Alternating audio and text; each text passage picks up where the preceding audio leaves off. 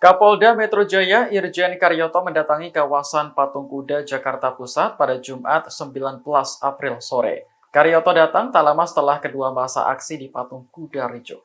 Pantauan Tribun Jakarta, Jenderal Polisi Bintang 2 tersebut tiba di lokasi sekitar pukul 15:45 waktu Indonesia Barat. Ia didampingi Kapolres Metro Jakarta Pusat, Kombes Susatyo Purnomo Condro.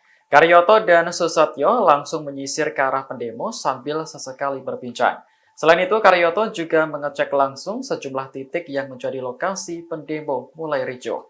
Adapun kericuan bermula saat massa yang mayoritas pendukung Anies Muhaimin menggelar demonstrasi menolak pemilu curang. Dalam orasinya, mereka menuntut MK berlaku adil dalam menyelesaikan sengketa Pilpres. Namun tak lama kemudian, massa dari kelompok berbeda datang menghampiri. Diduga mereka adalah pendukung Prabowo Gibran karena berjoget dan menyetel lagu Oke Gas.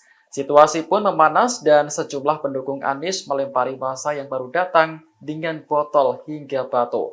Beruntung, polisi langsung bertindak cepat melerai kedua kubu dan suasana kembali kondusif. Download Tribun X sekarang, menghadirkan lokal menjadi Indonesia.